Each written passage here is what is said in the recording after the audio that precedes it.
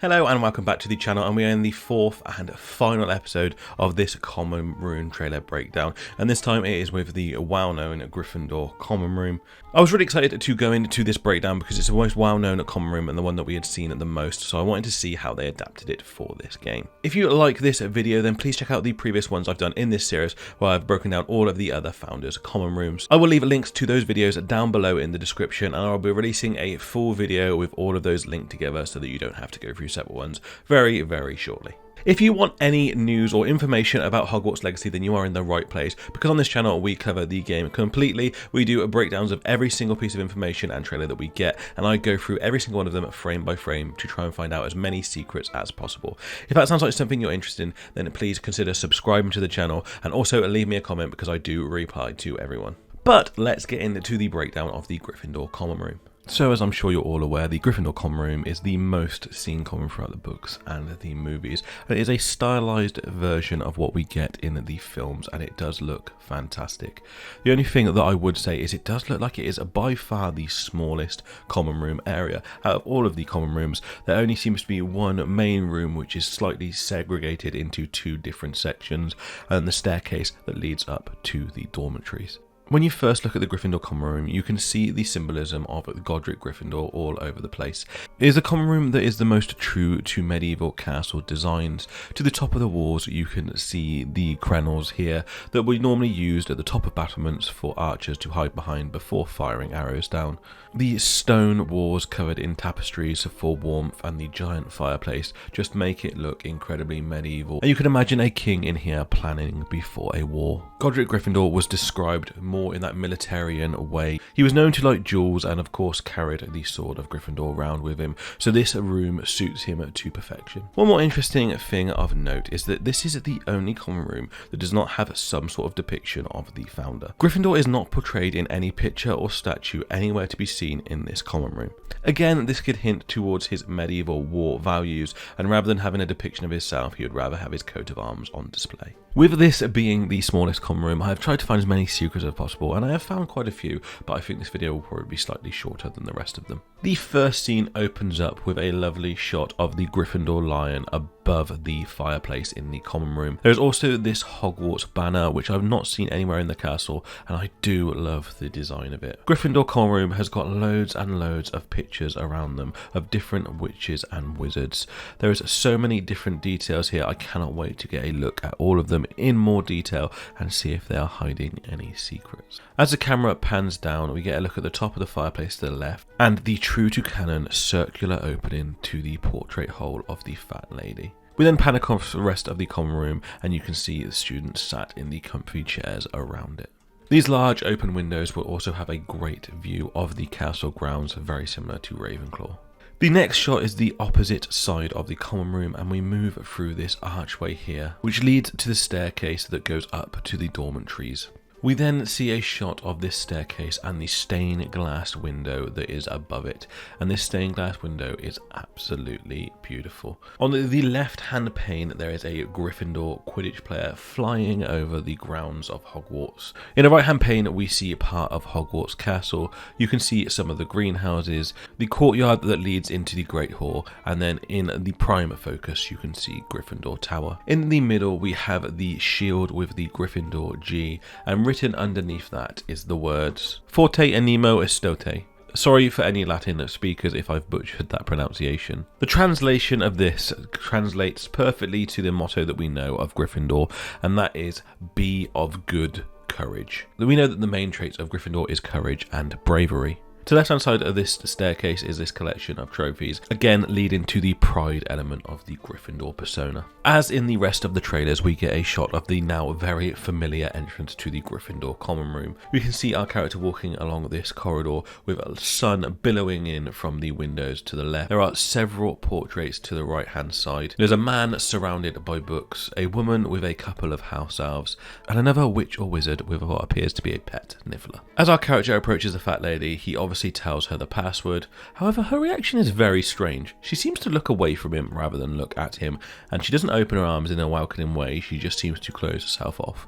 I'm wondering if this is potentially a story element. Maybe you have done something that the portraits in the castle are aware of and they do not like you at this time, but I just thought it was a very weird reaction for the fat lady to have when the portrait swings forward. It then reveals the circular entrance hole, and I think that this just looks incredible. We then get another angle of this main common room area. The portrait hole entrance is directly behind us, and we're looking at the tapestries next to the pathway to the staircase. If you look at the tapestries, there is lots of symbolisms of phoenix and trees. I'm guessing that most of these trees are going to be some sort of wandwood tree, but I've not been able to decipher which trees they are. Again, there is just more portraits all over the place and cabinets containing trophies. As the camera pans around, there's a deck of cards floating above this student here. I'm wondering if this is a pack of exploding snap cards or if he's just practicing some sort of magic.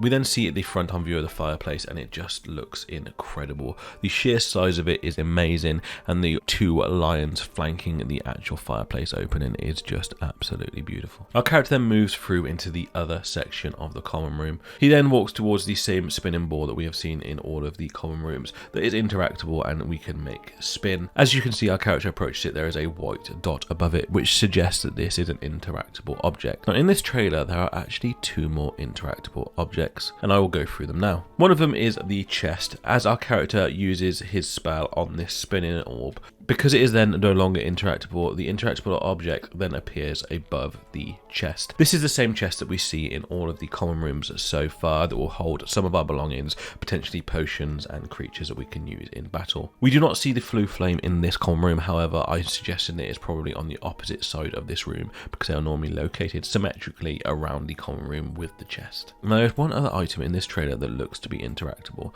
and that is in this scene here as we come through the portrait hole. It is only seen in 1 or 2 frames of this trailer, but if you look to the left of our character now, there appears to be a cage next to this suit of armor, and above it is the little circular symbol that our character can use to interact. Now, from this angle, I cannot see anything inside this cage. We do get a couple more angles from here and also from the top of this balcony area, but again, there does not appear to be anything inside the cage, so I'm really intrigued as to what will happen when you interact with it. I'm also very intrigued to know who is in this portrait. It is a very prominent location within the common room, so I'm wondering who exactly this is going to be and if they are going to feature in any quests or storylines. You do get a nice shot of 2 of these portraits moving. This one in particular looks around the common room, and this character up to the left hand side seems to have a coffin fit as our character walks towards him. We then get the clearest look yet at one of the notice boards in the common rooms. We can see the familiar Chudley Cannon's poster. There is also this poster of a Quidditch player down to the bottom right hand side. Now, I've looked up this word Ilky and I cannot find any relation to Harry Potter. However, there is something very similar and I think it is possibly related. Ilkley Moor is a Quidditch stadium known in the wizarding world. Now, we do not know exactly who plays there, however I believe this is going to be the home ground of Puddlemere United. We know this team because Oliver Wood actually goes to play for their reserve team after he leaves Hogwarts. Now, the reason why I believe this is the home ground of there because we know that a game took place there between Puddlemere United and Holyhead Harpies. And also, Puddlemere United used to wear brown robes before they changed them to blue. So as you can see, this character here appears to be wearing brown robes, so I think this is a Puddlemere United player before they changed their robes. Now, our character heads up the staircase, and when you get to the top of the staircase, there is 2 ways that you can go. You can turn right and go up a spiral staircase to the dormitories, which then splits off into boys and girls. You can see the shape of this staircase to the top left of the screen in this shot here. Or when you get to the top of the stairs, you can turn left, which is what our character does, and then comes out into this little seating area that looks down over the common room. You can see the banners for Gryffindor everywhere. This one here even has the fleur de lis symbol on it, which is a very common medieval symbol for military use. And to finish off this breakdown, as we have done with the previous videos, we will have a look at the Gryffindor robes. They look incredible. We have the dark red outline of the lion at the bottom of the robes, outlined in the gold of Gryffindor. To the right hand side there is the red side of the robes, and on the left hand side is the grey. I absolutely love the addition of these robes, and I think they are all absolutely beautiful. The way they have designed this common room is very, very familiar to what we've seen in the films, but they have given it their own edge and their own spin, and I absolutely love the design of it. I love the fact that they've got so much ground to work from, but they are able to put their own elements and their own ideas into play just to make everything look better. It's such a nice representation of the Gryffindor common room, and I would be really excited to explore it and see if there is any secrets to find within it.